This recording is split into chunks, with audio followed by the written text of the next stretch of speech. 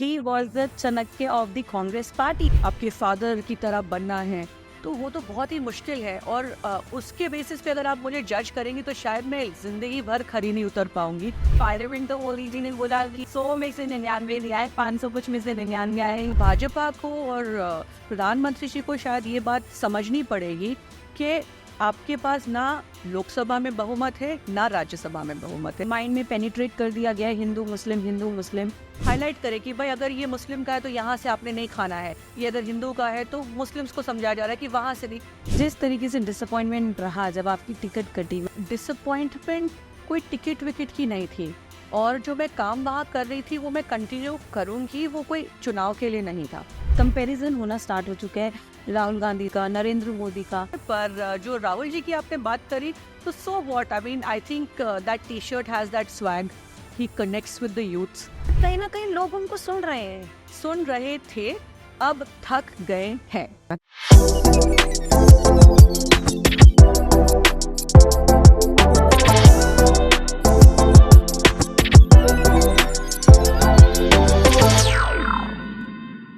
I am back on coffee unfiltered, but Shilpa बड़े stress लग रहे हो, क्या बात है? आपको तो पता ही है, यू गाइज नो इट, मेरी जो हार्ड डिस्क थी that got crashed and my full episode with Mumtaz di was there in it, और सब क्रैश हो गया। And I am thankful to you कि आप मेरे शो पे फिर से आई, कॉफी अनफिल्टर्ड। पिछले एपिसोड में जो शूट किया था थोड़े मोटे मोटे लग रहे थे। Turn every crisis into opportunity, let's shoot a better episode today now. Thank you Mumtaz di that you have come again a long way, और आप मेरे शो में फिर से आई हैं, and I am really thankful to you. But मैं हमेशा कंफ्यूज रहती हूँ, आपको मुमताज दी बुलाऊं या मुमताज बुलाऊं? Mumtaz is good, perfect. No, and it's a pleasure coming again. पिछली बार बहुत मजा आया था, तो I am sure this time will be even more fun. मैं जानना चाहूंगी कि who is Mumtaz Patel, because my audience doesn't know who is Mumtaz Patel. Mumtaz कौन है ये मैं भी अभी डिस्कवर कर रही हूँ, तो धीरे धीरे मैं हमेशा यही कहती हूँ कि जो हम 10 साल पहले भी थे, आज we are not the same person, right?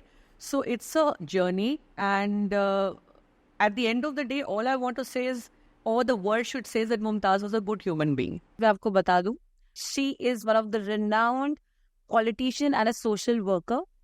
Ahmad Patel ji की डॉटर है, बट मुझे ऐसा लगता है she has her own charm, she has her own ways, और बहुत ही अच्छी पर्सनालिटी है। जो लोग हैं वो हमेशा ये जज करते हैं कि आप अहमद पटेल जी की डॉटर हैं, एंड उस चीज को फेस करना इज नॉट लाइक नॉर्मल जी। और जब अपने पेरेंट्स के नाम से आपको जज किया जाता है, उनके बारे में बात की जाती है, तो बड़ा मुश्किल हो जाता है। एक होता है पेरेंट्स के नाम से जाना जाना, and when you have a father like my father was, he was a really nice human being, which is that is something जो मैं सबसे ज़्यादा प्राउड हूँ कि एक बहुत अच्छे बेहतरीन इंसान थे।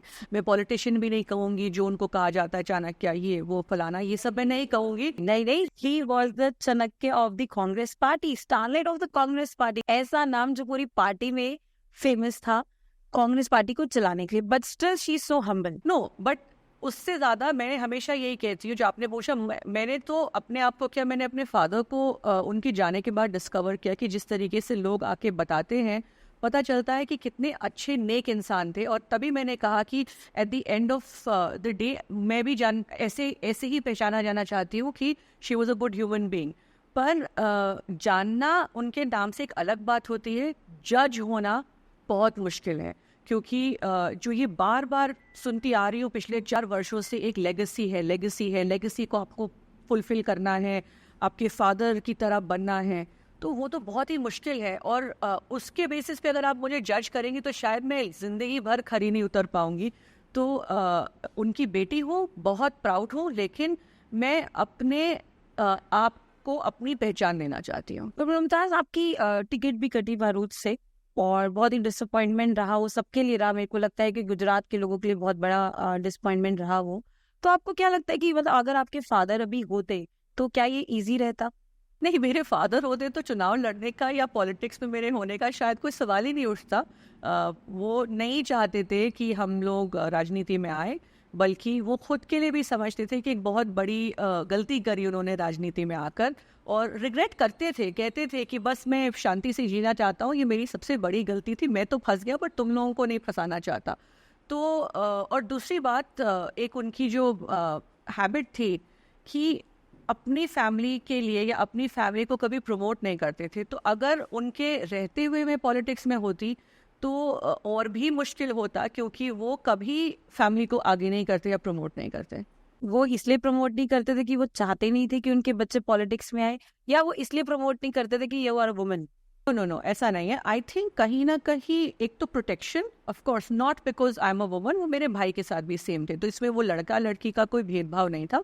पर कहीं ना कहीं अब जो मुझे समझ आता है, थोड़ा सा जो राजनीति को और पास से करीब से देख रही हूँ, कि उनके लिए शायद उनकी राजनीति करना मुश्किल हो जाता अगर वो परिवार को आगे करने में पड़ जाते। तो वो उनकी सक्सेस का भी शायद यही एक राज था कि वो बेफिक्र होके सही डिसीजंस ले सकते थे, क्योंकि उनका कोई पर्सनल एजेंडा राजनीति में नहीं था।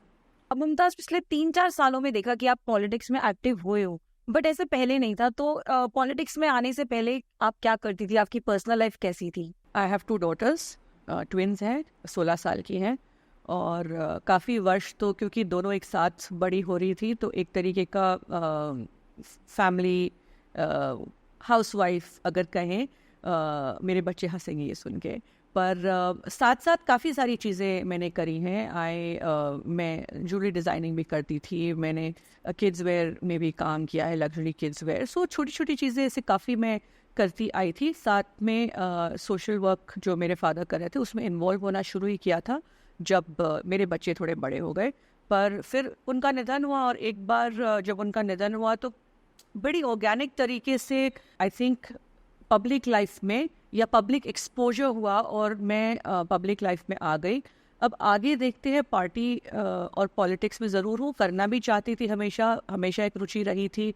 पापा दूर रखते थे, पर अब एक full time politician and social worker बनने की राह पे चली हूँ। तो देखते हैं क्या होता है। अभी तो आपने मुझे ये बताया कि आपके 2 बच्चे हैं। Nobody knew कि she is married also. मैं हमेशा इंस्टाग्राम अकाउंट में देखती रहती हूँ, पीपल आस्क यू कि आर यू मैरिड करके। So here is the answer, she has 2 daughters and married successfully. Married of course, is just that वो बच्चे और हस्बैंड जो हैं वो मना करते हैं कि आप पब्लिक लाइफ में हो, हमें एक्सपोज मत करो। तो आई रिस्पेक्ट देयर प्राइवेसी। कि पॉलिटिक्स में आप एंटर हुए, और अभी जो रिसेंट लोकसभा इलेक्शंस रहे, मोदी जी का नारा था 400 पार का, जो कि मुझे ऐसा लगता है कि फेल हो गया है, पूरा तरीके से फेल हुआ, और एक नया परसेप्शन लोगों के बीच में आया है। क्या कहना चाहेंगे कि किस तरीके से कमबैक हुआ है पार्टी का? राहुल गांधी जी की भारत जोड़ो यात्रा से हुआ, या लोग मोदी जी को वोट नहीं करना चाहते थे? तो ये जो रिजल्ट थे ना, बड़े आश्चर्यजनक थे। ग्राउंड पे तो मैं देख रही थी, मैं कैंपेन कर रही थी, तो दिख रहा था कि एक बदलाव है लोगों में, आक्रोश है लोगों में, लोग थक चुके थे। पर कहीं ना कहीं जो हम जिस तरीके की राजनीति 10 साल से देख रहे हैं, तो हम जैसे लोगों को भी एक फियर था, भय होता है ना, कि इनके पास इतना पावर है, इनके पास इतना पैसा है, इनके पास इतना कंट्रोल है, सारे इंस्टीट्यूशंस कैप्चर्ड है, तो ये कुछ भी कर सकते हैं। मतलब इलेक्शन कमीशन आपके लिए काम कर रही है, ईडी आपके लिए काम कर रही है, सीबीआई आपके लिए काम कर रही है। तो अगर परिणाम कुछ विपरीत भी हो, पर आप उसको कंट्रोल कर सकते हैं। तो एक वो चीज़ हमेशा से थी, और ना ही मुझे, शायद सबको यही एक फीलिंग थी। पर जैसे जैसे परिणाम उस दिन आना शुरू हुए और देखा कि वाराणसी में भी मोदी जी पीछे चल रहे हैं, राइट, और एक तरीके से जब फाइनल रिजल्ट आया तो उनकी जीत में हार थी और हमारी हार में जीत थी। बट अभी पार्लियामेंट तो बोला कि 100 में से 99 नहीं आए, 500 कुछ में से 99 आया। ये बात कांग्रेस पार्टी कितना समझती है इस बात को? पहली बात यह है कि कांग्रेस पार्टी तो बखूबी सब समझती है, पर भाजपा को और प्रधानमंत्री जी को शायद ये बात समझनी पड़ेगी कि आपके पास ना लोकसभा में बहुमत है, ना राज्यसभा में बहुमत है। तो ये बहुत बड़ी चीज़ है। आप एक माइनॉरिटी सरकार चला रहे हैं, ये एनडीए की सरकार बोल सकते हैं, पर ये मोदी सरकार नहीं है। तो ये बात आपको समझना ज़्यादा ज़रूरी है। और अब वो वक्त आ गया है कि लोगों को भी, जो आपने अभी परसेप्शन की बात करी, तो हम सबको अब इस बात का जो डर था कि वो कुछ भी कर सकते हैं, अब वो भय जो है वो शैटर हो गया। That invincibility of the Modi factor is gone. We know that they can lose despite all the power, despite all the money. Ultimately, बहुत ही गर्व और शुक्र की बात है कि जिस चीज़ के लिए कांग्रेस पार्टी राहुल गांधी जी लड़ रहे हैं, लोकतंत्र बचाने के लिए, सब साथ आए थे इतनी पार्टी, तो वो चीज़ अभी थ्राइविंग है। Democracy is still thriving in the country, जनता जनार्दन। और जिस तरीके से कमबैक राहुल गांधी ने पार्लियामेंट में भी किया as a leader of opposition, मतलब सबने उसकी प्रेज करी कि आते ही उन्होंने मोदी जी को सीधा टारगेट किया कि जो लोग हिंदुत्व की बात करते हैं वो सबसे ज्यादा हिंसा फैलाते हैं। क्या था वो, मतलब क्योंकि उसको भी ट्रोलिंग में लेकर आ गए थे कि वो हिंदू के अगेंस्ट बोल रहे हैं, कि पूरे हिंदू समाज की बात करें, बट जबकि वो बात कर रहे थे कुछ एक पर्टिकुलर सेक्शन की। नहीं, उन्होंने ये कहा पार्लियामेंट में और बड़े स्पष्ट शब्दों में कहा कि आप जो लोग अपने आप को हिंदू कहते हैं वो सारे वक्त हिंसा, नफरत और झूठ फैलाते हैं। और उन्होंने ये डायरेक्ट किया भाजपा की तरफ, आरएसएस की तरफ और जो ट्रेजरी बेंचेस में बैठे थे उनकी तरफ। इस पे हमारे प्रधानमंत्री जी भड़क गए और उन्होंने ट्विस्ट करने की कोशिश करी कि पूरे हिंदू समाज को हिंसा फैलाने वाले बोला जा रहा है। तो तभी राहुल जी ने बहुत स्पेसिफाई किया कि नरेंद्र मोदी जी, आप भाजपा, आरएसएस पूरा हिंदू समाज नहीं है। असली हिंदू समाज जो है वो ना ही हिंसा फैलाता है, ना ही नफरत फैलाता है, ना ही झूठ बोलता है। तो आप रिप्रेजेंट नहीं करते। बहुत ही स्पष्ट शब्दों में उन्होंने ये बात कही। मोदी जी पूरा हिंदू समाज नहीं है, बीजेपी पूरा हिंदू समाज नहीं है, आरएसएस पूरा हिंदू समाज नहीं है। हिंदू धर्म में साफ लिखा है, सत्य के साथ खड़ा होना चाहिए। उसी के 2 दिन 3 दिन बाद आपने देखा कि कांग्रेस दफ्तर के बाहर उन्होंने, हाँ, मैं यही बोलने वाली थी कि अगले दिन ही आपने देखा कि इस स्टेटमेंट के पीछे भाजपा आरएसएस के लोगों ने गुजरात में कांग्रेस के कार्यालय पर जाकर पत्थरबाजी करी, वायलेंस फैलाया और उन्होंने वहां पे काफी तोड़फोड़ करी। तो अब ये देखिए कि जो बोल रहे हैं बिल्कुल सच है, पर किस तरीके से नैरेटिव ट्विस्ट किया जाता है। और तभी राहुल गांधी जी कुछ दिनों के बाद गुजरात गए और उन्होंने वहां पे भी क्लियर कट स्टेज पे कहा कि आप लोगों ने हमारे घर पर वार किया है, आपने हमारे घर को तोड़ा है, अब आपका अहंकार, आपकी सरकार गुजरात में तोड़ेंगे। तो अब Gujarat is going to be the focus for Rahul Gandhi ji and the Congress party. बिल्कुल, उन्होंने उस अपनी स्पीच में भी ये बोला था कि जो इनका विजन का गुब्बारा है अब वो फूट चुका है। और हमने कुछ वीडियोस भी देखी कि जहाँ पे अनएम्प्लॉयमेंट, मतलब बेरोजगारी किस तरीके से गुजरात में बढ़ती जा रही है, किसी तरीके से डेवलपमेंट नहीं हो रही, वो पूरे जवाब उन लोगों ने डिफेंसिव मोड में इस बार अपनी स्पीच पे दिया है। So is he playing defensive mode? और राहुल जी तो ऑफेंसिव और अटैक मोड में, बिल्कुल क्यों नहीं बोलेंगे। जो बोल रहे हैं उनकी बात बिल्कुल 100% सच है और अब सरकार के पास जवाब देने के लिए कुछ खास है नहीं। वुमेन इनइक्वालिटी की बात करेंगे कि किस तरीके से हर जगह भेदभाव होता है, तो क्या रीजंस है उसके? हमें मतलब ऐसा क्यों हमेशा एक महिला को फेस करना पड़ता है कि हमें रिजर्वेशन तक की जरूरत पड़ती है, पार्लियामेंट में हो, किसी इलेक्शंस में हो? Eight the end of the day ना, एक पेट्रियार्कल सोसाइटी है, माइंडसेट यही है कि एक आदमी ही जो है वो ड्राइव करते हैं घर को भी, वर्क स्पेस को भी। तो ये माइंडसेट चेंज होना चाहिए। इट्स वेरी अनफॉर्चुनेट कि हमको एक विमेंस रिजर्वेशन बिल की ज़रूरत पड़ रही है औरतों को इक्वल अपॉर्चुनिटी संसद में देने के लिए। पर what to do, this is the need of the hour कि हमें रिजर्व करके ही आदमी जो है मौका देंगे आगे आने का, वरना तो एक तरीके से जो भी मतलब कोशिश कर ले दबाया ही जाता है। तो but more women should come forward, more women should have confidence in themselves that हम भी कर सकते हैं, हम भी लड़ सकते हैं, हम आगे आ सकते हैं। और हमारे में कॉन्फिडेंस होना चाहिए कि we can take on the men and take on the world to make our space and to move ahead. जब हम बात करते हैं अहमद पटेल जी की, तो हमेशा वो कहा कि वो बैकबोन ऑफ द पार्टी रहे हैं, और ऐसी कोई तो बात होगी कि जो लोगों को नहीं पता होगी उनके बारे में, और how you are different from him. जो मुझे फीलिंग एज अ डॉटर कि बहुत शार्प ज़रूर थे, पहचान भी थी, सुनते थे बहुत ध्यान से लोगों को, इसी वजह से मैनेज करते थे, पहचान लेते थे लोगों को कि भाई कौन सही रोल में कहाँ फिट हो सकता है। बट साथ साथ मुझे ऐसा लगता था कि कान के कच्चे भी बहुत थे और बोले बहुत थे। मुझे ये फीलिंग थी कि काफ़ी बार लोगों की बातों में आ जाते थे और धोखा बहुत खाया है उन्होंने। और उस तरीके से हो सकता है मेरे में वो ट्रेट हो, पर हमारे में फ़र्क ये है कि जैसे आपने कहा कि बैकबोन थे, but he was a backroom boy. बहुत ही शाय थे, बहुत ही बिहाइंड द कर्टन्स, पर्दे के पीछे काम करने वाले इंसान थे, मीडिया शाय थे, लोगों के बीच में बहुत कम बोलते थे, सुनते ज़्यादा थे, बोलते कम थे। मैं शायद बोलती ज़्यादा, वो सुनती कम हो। हाँ, क्योंकि आप तो हमेशा कोई ना कोई कंट्रोवर्सी में, because you are there in the media, तो आपके पास कहीं ना कहीं आपको मुझे लगता है कि आपके पीछे कोई ना कोई कंट्रोवर्सी आ ही जाता है। चर्चे में रहना चाहिए, हमेशा बोलती हूँ, पर वो जानबूझ के नहीं। मेरे फादर भी मुझे बोलते थे थोड़ा कम बोला करो, पर क्या करूँ, तो मैं हमेशा बोलती थी मैं पैदा ही ऐसे भी हूँ, हाँ मतलब मैं क्या कर सकती हूँ, I am born like that. तो जी आई थिंक उनसे अब मैं थोड़ा सा कॉन्शियसली सीख रही हूँ कि कम बोलो। मीडिया में कभी कभी ज़्यादा बोल देती हूँ तो कंट्रोवर्सी में आ जाती हूँ, पर कोई बात नहीं, होपफुली गलत नहीं बोलती, क्योंकि अभी तक जो भी कहती हूँ बड़े सच्चे दिल से स्ट्रेट बोलती हूँ। एंड शायद वो एक ट्रेट पॉलिटिशियन का गलत है, क्योंकि आपको बहुत डिप्लोमेटिकली बोलना चाहिए, बहुत सोच समझ के बोलना चाहिए, पर फिर भी ये कहना चाहूँगी कि ये बदलना चाहिए।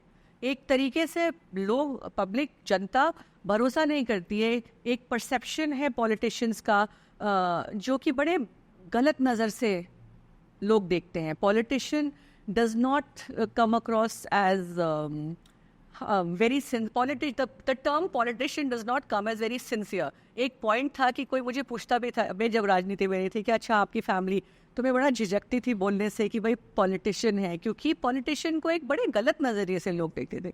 तो आई फील कि आज अगर हम पब्लिक लाइफ में आ रहे हैं, we should be able to relate to people. जैसे है स्ट्रेट होना चाहिए, आप रिलेट करो, आप क्लियर बोलो, सच बोलो, और अगर वो चीज़ लोगों को समझ आएगी तो लोग ज़रूर आपको एक्सेप्ट करेंगे। अभी आपने बोला कि पॉलिटिशियंस को बहुत चैलेंजेस भी होते हैं, जैसे आप बता रहे हो कि हमें बड़ी चीज़ें फेस करनी पड़ती है जब आप बता देते हो कि आप पॉलिटिक्स में हो। तो मुझे याद है कि आपका एक कमेंट भी आया था इंस्टाग्राम, ट्विटर पे, कि आपको घर नहीं मिल रहा था फॉर बीइंग अ पॉलिटिशियन, मुस्लिम, और इस तरीके से आपको दिल्ली जैसे शहर में भी दिक्कत आई थी मकान ढूंढने में। जी, तो वही एक एसोसिएट करते हैं, वो मुस्लिम वाला एंगल तो रिलीजन वाला एंगल, तो वो ना ही, मतलब मेरा उस टाइम पे कहने का मतलब ये था कि अगर हम जैसे लोग जो एक बड़ी पॉलिटिकल फैमिली से आते हैं, उनको ये चीज़ फेस करना पड़ रहा है बीइंग अ मुस्लिम, तो एक आम मुसलमान को क्या तकलीफ फेस करनी पड़ती होगी। तो मैंने उस कॉन्टेक्स्ट पे बोला, बट बिल्कुल उसको साइड में कर दीजिए। अगर मुस्लिम नहीं भी होती, बोलते हैं ना पॉलिटिशियन हो, तो नहीं लोग एसोसिएट करना चाहते, कि उनको लगता है इनके पास बहुत पावर होगा, इन ये हमारे ऊपर कोई दबाव डालेंगे, ये कुछ गलत तरीके से हम लोगों की प्रॉपर्टी ले लेंगे। एक बड़ा नेगेटिव कॉनोटेशन आ जाता है, जो कि आई फील हम जो यंगस्टर्स हैं, हम लोगों को बदलना चाहिए। मैंने देखा है कि क्योंकि इतना माइंड में पेनिट्रेट कर दिया गया है हिंदू मुस्लिम, कि मैंने कभी नहीं सुना था या कभी सोचा था जब हम फ्रेंड्स में बैठते थे। लेकिन अब ये कहीं ना कहीं एजुकेटेड लोगों में भी बात आ चुकी है कि हाँ, ये मुस्लिम है, इससे नहीं बात करनी चाहिए। हाँ, हमारे देश में मुसलमान फैलते जा रहे हैं, ये अपनी पॉपुलेशन बढ़ा रहे हैं, और हमारे जो हिंदू हैं बच्चे नहीं कर रहे हैं, और वो लोग उस तरीके से देखते हैं, और सोच, मतलब वो सोच डाल दी गई है जो पहले नहीं होती थी। नहीं, इसमें मैं बताना चाहूँगी कि थी एक तरीके की दबी आवाज़ में थी। एक छोटा सा वाक्य बताऊँगी। मेरे दादा, आई नेवर सॉ हिम, मतलब जब तक मैं पैदा हुई तो उनकी डेथ हो गई थी।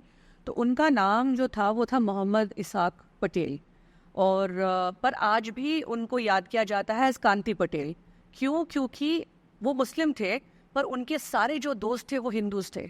तो जब वो जाते थे अपने दोस्तों के घरों में, तो एक तरीके का ये अंडरलाइंग वो था कि भाई आप किसी मुस्लिम को घर में लेकर आए हो, तो दोस्तों ने उनका नाम कांति रख दिया, ताकि घर में बोलेंगे कांति आए हैं, राइट। तो दोस्तों के बीच में तो बहुत प्यार मोहब्बत था, पर अंडरलाइंग एक वो थी कि भाई मुस्लिम घर में नहीं आना चाहिए, हिंदू घर में नहीं आना चाहिए था। ये मैं 70s की बात करी, तो हो सकता है कि ये पार्टीशन के टाइम के बाद रहा होगा।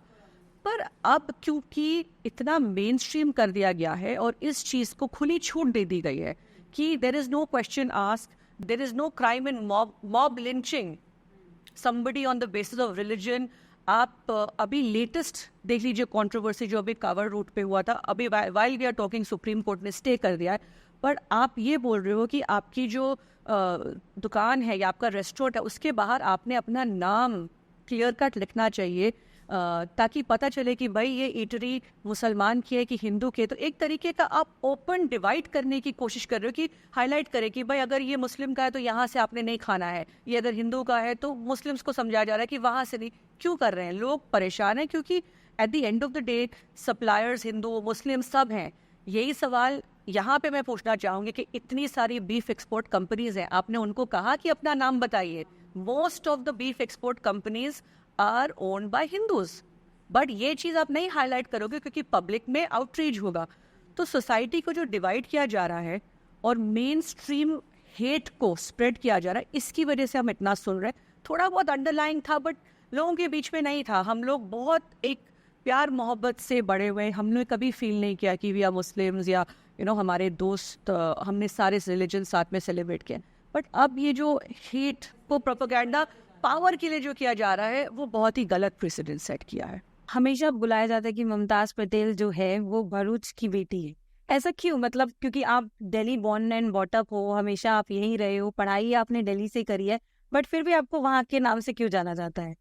आई डोंट नो, ये कहा जब पापा की डेथ हुई तो मैंने कहा एकदम सडनली पब्लिक उसमें आ गए थे, एंड एक तरीके से था कि उनके बाद मैं थी, मेरे भाई थे, फैसल थे, और थोड़ा जब बाहर आना शुरू किया और इन्वॉल्व हुए तो तब लोगों को ऑब्वियसली पता तो था कि उनकी बेटी हूँ मैं, पर क्यों वहाँ की मेरी पैदाइश है तो किसी ने ये किताब कहीं से दिया था कि भरूच की बेटी, तो वो वहाँ से जब शुरू हुआ तो एक तरीके से एक मैसेज भी है मेरी तरफ से कि इर्रिस्पेक्टिव, दिल्ली में रहती हूँ, दिल्ली में बड़ी हुई हूँ, शायद यही ज़िंदगी भर भी रहूँगी, पर जो भरूच से हमारा कनेक्शन है, जो हमारा परिवार है, एक मेरे फादर के लिए बहुत ही दिल के करीब रहा है और सब लोगों को उन्होंने परिवार समझाया, तो वो जो नाता रिश्ता है वो ज़िंदगी भर मैं कायम रखूँगी, इसीलिए हमेशा भरूच की बेटी तो रहूँगी मैं। आप वहाँ पे एक NGO भी चलाते हैं? जी, पापा के वहाँ पे कुछ फाउंडेशंस हैं, तो बहुत सारे हेल्थ एंड एजुकेशन में मोस्टली काम करते थे पापा, तो उसी को हम चलाने की कोशिश कर रहे हैं। बहुत मुश्किल हो रहा है, ये भी मैं आपके फोरम से बताऊं कि इतना आसान नहीं है, उनके लिए बहुत आसान था क्योंकि वो एक मुकाम पे थे, उनके पास पावर था, और आज हम लोगों को वही चीज़ को चलाने में तकलीफ़ हो रही है, पर पूरी कोशिश कर रहे हैं कि हमारी ओर से जो हम कंट्रीब्यूट कर सके in the field of health and education to the district of Bharuch and the people there, we will continue to do so. जिस तरीके से डिसअपॉइंटमेंट रहा जब आपकी टिकट कटी, मतलब इतना आसान तो नहीं रहा होगा, और आपके लिए भी एक सेटबैक रहा होगा कि आपने इतना टाइम वहाँ पर काम किया और आपकी टिकट नहीं मिली और आम आदमी पार्टी को दे दी गई। तो क्या कहना है आपका उस पर? क्योंकि आम आदमी पार्टी और जो कांग्रेस का अलायंस हुआ तो उससे काफी लोगों को नुकसान भी हुआ है। देखिए, एक चीज़ क्लियर करना चाहती हूँ, डिसअपॉइंटमेंट कोई टिकट विकेट की नहीं थी, और जो मैं काम वहाँ कर रही थी वो मैं कंटिन्यू करूँगी, वो कोई चुनाव के लिए नहीं था। पर ऑफ कोर्स चुनाव की एक तैयारी होती है, वो एक अलग किस्म की तैयारी होती है। काम करना डिस्ट्रिक्ट में एक अलग होता है, चुनाव की स्पेसिफिक तैयारी एक अलग होती है, तो दोनों में फ़र्क है। पर दुख इस बात का था कि पहली बार इंडिपेंडेंस के बाद कांग्रेस पार्टी उस सीट पे नहीं लड़ रही थी, और खास करके क्योंकि मेरे फादर वहाँ से एसोसिएटेड है, रह चुके हैं MP, उसके राज्यसभा से भी रह चुके हैं, तो कांग्रेस पार्टी का वहाँ ना होना एकदम उनके जाने के बाद एक बहुत बड़ा धक्का था। It was not about my ticket ever. मैं जो काम कर रही थी वो आगे भी करूँगी, पर दुख सिर्फ इस बात का था कि अलायंस में कोई दुख नहीं थी, बट अलायंस में ये पर्टिकुलर सीट गई, अगल बगल की सीट जाती तो अलग बात होती, बट ये पर्टिकुलर सीट गई, उस बात का मुझे दुख था। तो आपको दुख तो बहुत लगा होगा। बिल्कुल बिल्कुल, कि अगर अहमद पटेल जी होते कभी भी नहीं सीट ये अलायंस में जाती। कि आपके फादर ने कभी आपको आगे नहीं किया, तो अब जिस तरीके से आप पूरी तरह से एक्टिव हैं पॉलिटिक्स में, I keep on seeing your videos, मैंने ये देखा कि you are now more open to the politics, working for the people also, तो वो जो फैमिली सपोर्ट है आपके हस्बैंड का या आपकी मदर का भी, वो कितना है? मदर अभी भी थोड़ा घबराती है कि, और वही लड़की हो कैसे मैनेज करोगी, बच्चे हैं, बच्चों पे ध्यान दो, तो थोड़ा उनका कंजर्वेटिव माइंडसेट है, पर हस्बैंड की तरफ से, बच्चों की तरफ से, इन लॉज की तरफ से फुल सपोर्ट है मेरे को। चलो, ये तो सबको पता चल ही गया इस एपिसोड में कि she has a full fledged family, और मैरिड भी है, 2 गर्ल्स भी है, 2 बेटी आप बता रहे हो कि आप उनको आगे कैसे देखते हो? क्या उनको वो चैलेंजेस जो आपको फेस करने पड़े, are you okay with them to get enter into politics? वो चाहें, उनको पूरी फ्रीडम है कि जो वो करना चाहें वो कर सकती हैं। और रही बात चैलेंजेस की, तो चैलेंजेस ना सिर्फ पॉलिटिक्स पे कहाँ होता है, चैलेंजेस तो लाइफ में हर मोड़ पे आता है, तो उस चीज़ के लिए they have to be prepared. But मैंने उनको हमेशा यही कहा है कि देखो, चोरी नहीं करना, दारू नहीं पीना, ड्रग्स नहीं लेना, झूठ नहीं बोलना, उसके अलावा जो करना है करो, my support is there, and खुल के जियो, but end of the day be good human beings, that is the most important thing. Empathetic होना चाहिए, आपको लोगों के लिए एक फीलिंग होनी चाहिए, आप अच्छे इंसान बनो, उसके अलावा जो करना है करो। आपने अभी बहुत बड़ी बात की कि जो आजकल की जनरेशन है वो ड्रग एडिक्ट होती जा रही है, तो मतलब ऐसे क्या है, मतलब मुझे नहीं ऐसा लगता है कि हम लोग उनको रोक भी पाएंगे जिस तरीके से ओपनली अवेलेबल है मार्केट्स में। हाँ, वो सबसे बड़ा चैलेंज है। आप मानोगे नहीं, ड्रग्स के बारे में मैं इनसे 5 साल की उम्र जब के थे तब से मैं बात कर रही हूँ कि एक तरीके से दिमाग में इनग्रेन करती जा रही थी, क्योंकि सबसे बड़ा फियर है मेरा ये। लेकिन जैसे आके आपने कहा कि इस ज़माने में आजकल के माहौल में बड़े हो रहे हैं, तो आगे क्या करते हैं क्या नहीं करते, इन लोगों को रोकना टोकना तो खैर बहुत मुश्किल है। बट कहीं ना कहीं मैंने देखा है कि हम लोग भी बहुत चीज़ें करते थे अपने माँ बाप की से झूठ बोल के बिना बताए, लेकिन फिर भी जो एक तरबियत जो उन्होंने दी थी, जो एक कुछ चीज़ें जो सिखाई थी, जो मॉरल वैल्यूज़ दिए थे, वो तब अगर नहीं भी अच्छे लगते थे, आज वो इंटैक्ट हैं। तो बस उसी उम्मीद पे जी रही हूँ कि जो हम उनको सिखाते आए हैं कहीं ना कहीं उस पर खरे उतरेंगे, तो उम्मीद पे दुनिया कायम है। अगर मुमताज़ पटेल अभी पॉलिटिक्स में ना होती तो आपका क्या लाइफ में वो था कि आपको क्या करना है? To be honest, even in politics I think कहीं ना कहीं I am not a very ambitious person. ये मैंने एक होता है कि आप बचपन में भी जब देखे कुछ बच्चे ऐसे होते हैं उनको शुरू से पता है कि मुझे ये करना है, मुझे ये बनना है, पर मैं बहुत हैप्पी गो लकी रही हूँ, एंड मैंने हमेशा लाइफ को एक फ्लो में देखा है कि भाई each day as it comes, take it as it comes. तो मुझे नहीं लगता कि मैं इतनी एम्बिशियस हूँ। Of course I want to do something good for the society, I want to make a mark, and I know that I will one day, but how, when, what, there's no set agenda. I would definitely like to carry on doing good for the society.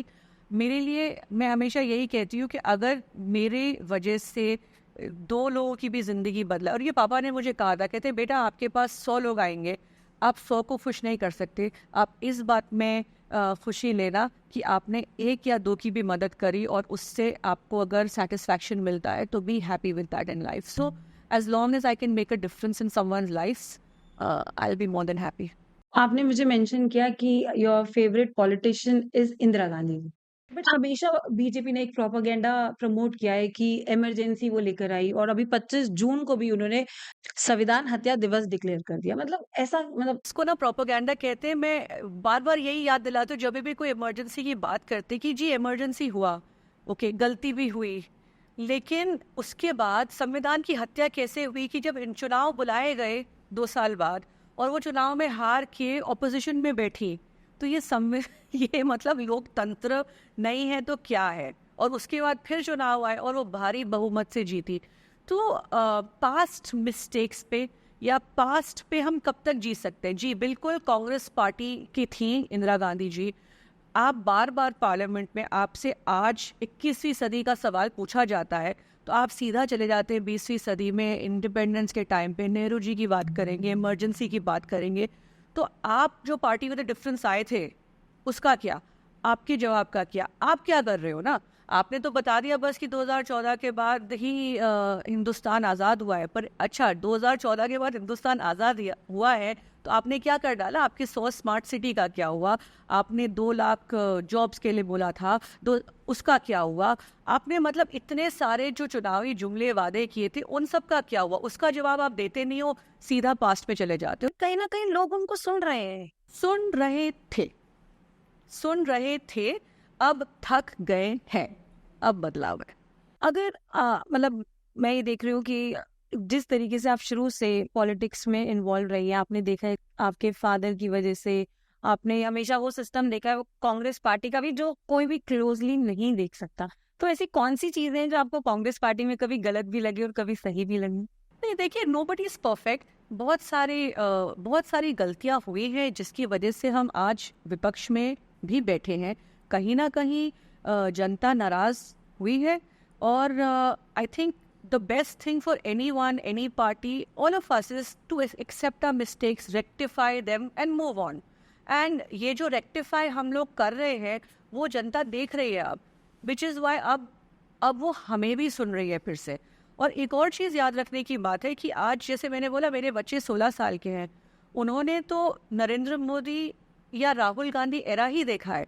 उनको नहीं पता इंदिरा गांधी कौन थे, उनको नहीं पता। उनको ये पता है जो स्कूल में रट्टा मार के सिखाया गया, first prime minister of the country is Jawaharlal Nehru, but they don't know his policies, they don't know. So today अगर 10 साल लोगों ने मोदी जी के ऊपर भरोसा करके उनको एक्सेप्ट किया, तो 10 साल में उनका प्रदर्शन भी देख लिया, तो अब पूछेंगे सवाल, हमारे बच्चे भी पूछेंगे अब 2 साल में जब वोट करने की उस पे आ जाएंगे। हमेशा जिस तरीके से राहुल जी भी आगे आ रहे हैं और कंपैरिजन होना स्टार्ट हो चुका है राहुल गांधी का, नरेंद्र मोदी का, इवन वो देखा जा रहा है कि पर्सनालिटी ट्रेट को कंपैरिजन किया। आपने बोला नेहरू जी के टाइम की बात करते हैं, तो देख रहे हैं हम कि उन्हीं का पहनावा मोदी जी ने लिया, मोदी जैकेट का नाम दे दिया और वो उस चीज को प्रमोट करते हैं। जबकि देखा जाए तो वो कितने सालों से पहना जाता था, नेहरू जी के टाइम से उसको पहना जाता, और उसको मोदी जैकेट दे दिया।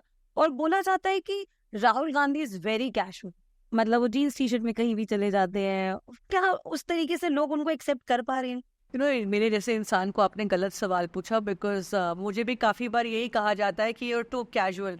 पर पहला जो आपने बोला मोदी जी का, तो मुझे लगता है ये कॉम्प्लेक्स सिंड्रोम है। एक तो ये जो लिविंग इन द पास्ट है, फिर जिस तरीके की टॉल पर्सनालिटीज़ थे नेहरू जी, इंदिरा गांधी जी, तो I think he also has always emulated and wanted to be like that. So शायद it comes from that complex syndrome मुझे ऐसा लगता है, और बहुत लोगों को भी ऐसा लगता है। पर जो राहुल जी की आपने बात करी, तो so what, I mean I think that T shirt has that swag, he connects with the youths, you know, and आप लोगों के बीच में एक उनकी तरह ही बन के घूम रहे हो।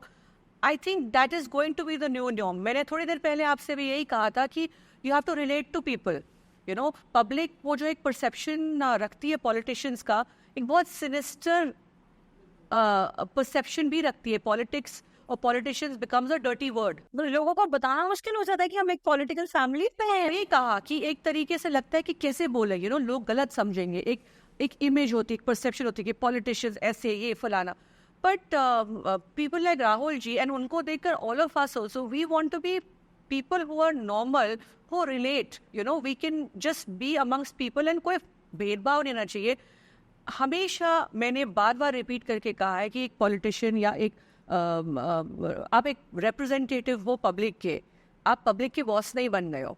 You are not ruling over the people, you are just representing the people, you have to be one of them, right. आप अलग से एक अपना वो बना के बैठो कि ठीक है, एक ऑरा होती है, लोग आपसे अट्रैक्ट होते हुए, एक अलग बात है। बट आपको जब तक आप उनके साथ, उनके बीच, उनकी तरह नहीं रहोगे, तब तक आप उनको कैसे समझोगे, कैसे पहचानोगे, कैसे जानोगे। सो आई थिंक जो राहुल जी कर रहे हैं कि जनता के बीच में रहकर एकदम नॉर्मल, वो बहुत ही अप्रोचेबल एटीट्यूड है। एंड ऐसे पॉलिटिशियंस, ये दिखा, ये भारत जोड़ो यात्रा में, न्याय यात्रा में दिखा कि किस तरीके से वो लोगों से मिल रहे हैं। और बिल्कुल ऐसा नहीं है कि कुर्ते पजामे में, टी शर्ट और ट्राउजर, कुर्ता पजामा में पहने ठीक है, पर कोई यूनिफॉर्म थोड़ी है कि आपको एक सफ़ेद खादी कुर्ता में ही रहना चाहिए तभी आप एक पॉलिटिशियन माने जाओगे।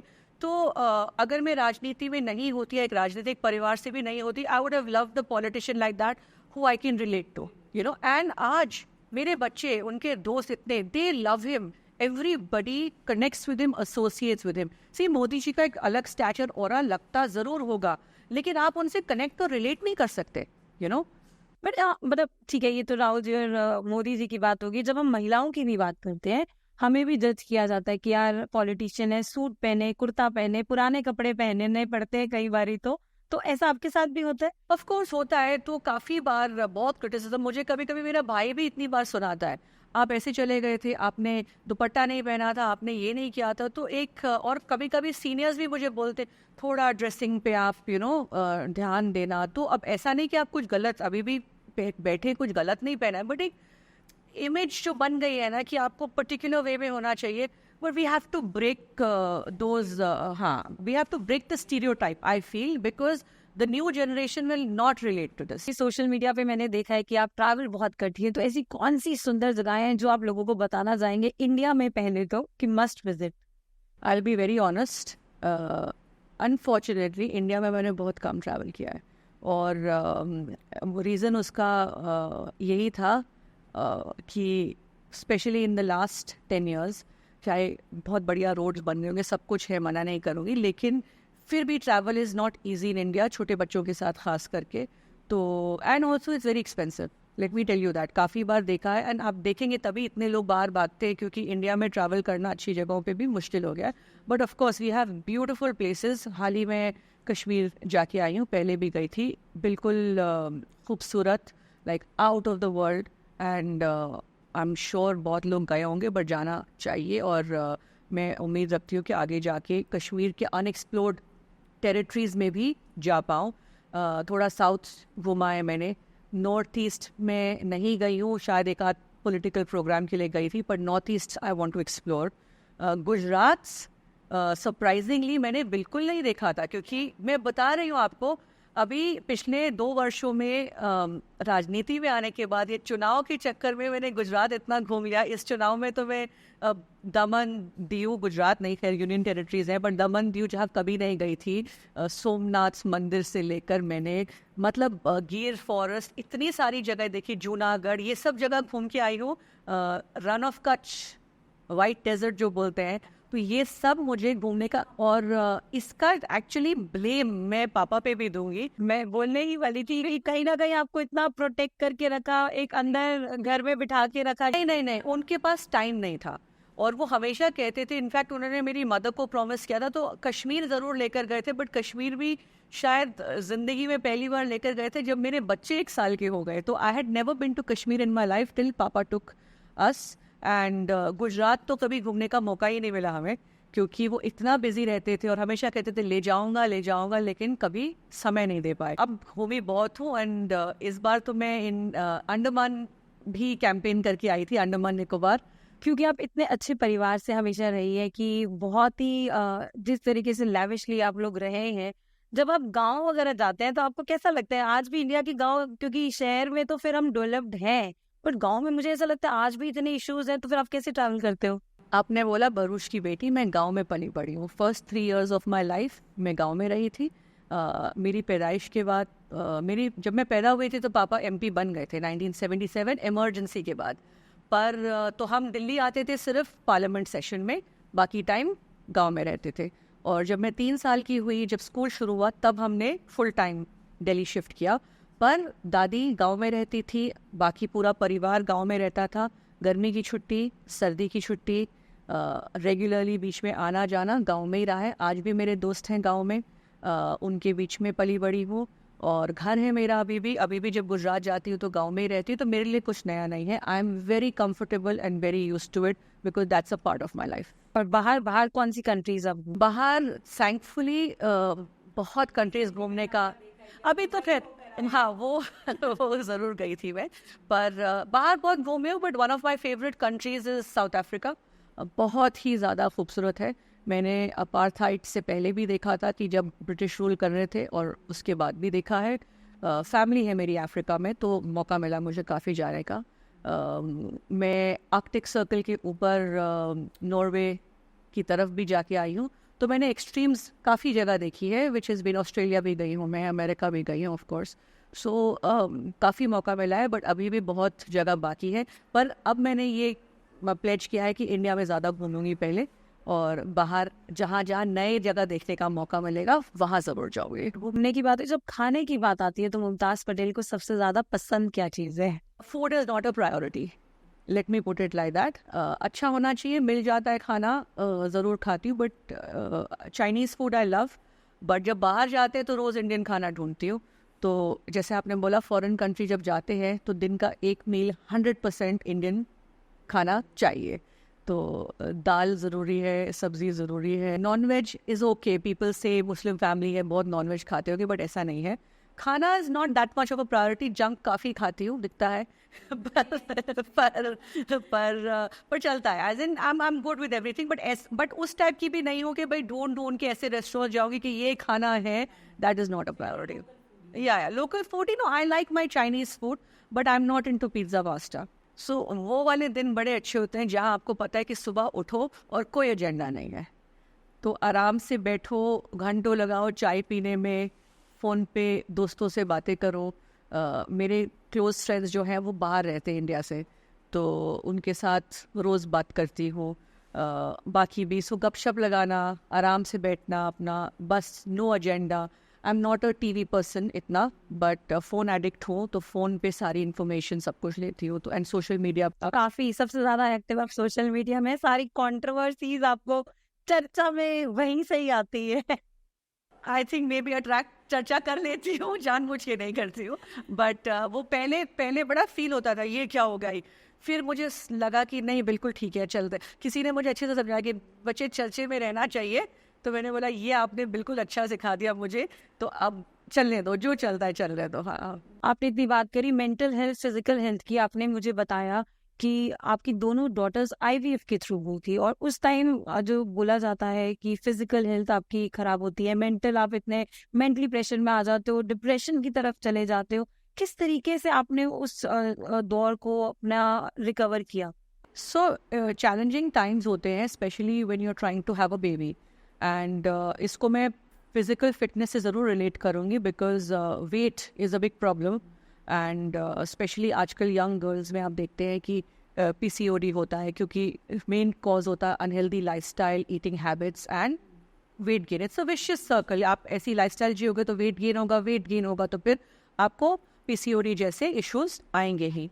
पर आई वुड लाइक टू से टू एवरीवन आउट देयर, क्योंकि इतनी औरतें हैं जो स्ट्रगल कर रही हैं आज, इतनी फैमिलीज है जो स्ट्रगल कर रही है टू हैव चिल्ड्रन, एंड आप आजकल देख भी रहे होंगे सेलिब्रिटीज़ हैं इतने, सरगेसी में जा रहे हैं, आईवीएफ में जा रहे हैं। We are seeing this everywhere. अब तो ये बहुत ही ओपन टॉपिक है, एंड आई थिंक हम लोगों को इसके बारे में खुल के बात करना चाहिए। तो इट्स वेरी डिफिकल्ट, अग्रीड, क्योंकि आप इतनी मेडिकेशन और हैवी मेडिकेशन पे आते हैं कि वो ऑटोमेटिकली हार्मोन्स आपको डिप्रेशन भी कॉज करती हैं, आपके साथ और बहुत सारे साइड इफेक्ट्स आते हैं। But at that point of time you have to remain mentally strong, you have to be very easy, relaxed, stress-free. You have to learn to be happy. And those happy hormones is what will take you through.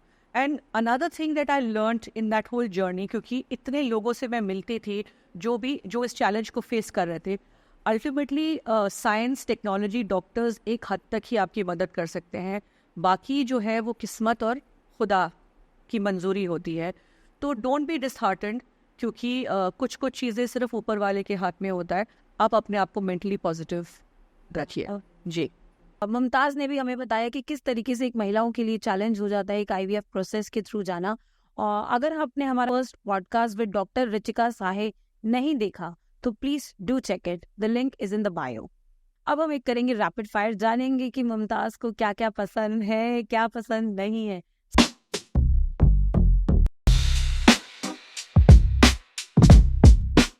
Who is your favorite actor?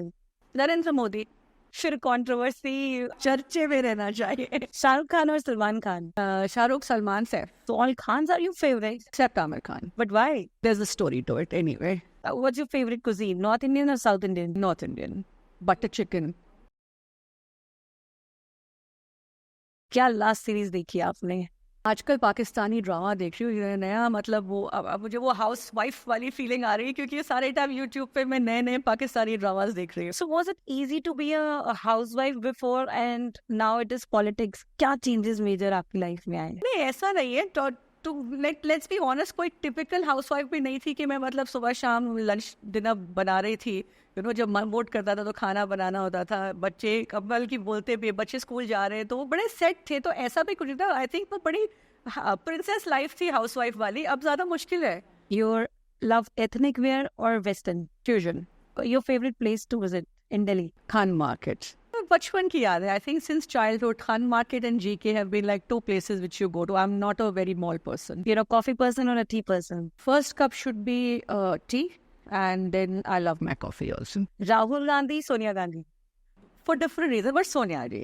वो जो उनका grace है, charm है, एक it's like you emulate that person. You idolize a person. You need that graciousness and that charm in you. You want to learn that from her. Thank you so much, Mumtaz. I loved having a conversation with you. आपकी personal life से professional life बहुत encouraging है ना। I think लोगों को सीखना चाहिए कि किस तरीके से एक, अगर आप चाहे पॉलिटिकल फैमिली से आते हो या बॉलीवुड फैमिली से आते हो, everyone has to struggle, and I think she has proved it well इन्होंने पूरे पिछले 5-7 सालों में जो ग्राउंड वर्क किया है, that has shown people that who is Mumtaz Patel.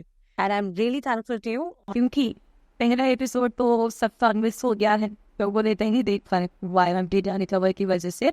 ये एपिसोड हमारी पिछली बारी से ज्यादा इंटरेस्टिंग रहा है मुमताज, क्यों? It was fun last time, but I think this time was even better. I told you, turn every opportunity into crisis. So, but thank you so much. I told you, last time was fun, but I think this one was even more interesting. And we, in fact, जो पिछले एक महीने में चीजें हुई हैं, we covered a few more issues, which was great fun. And I told you, don't get disheartened ever. Turn every crisis into opportunity. Thank you so much. Wish you all the best for the other episodes that you're going to record. Thank you so much.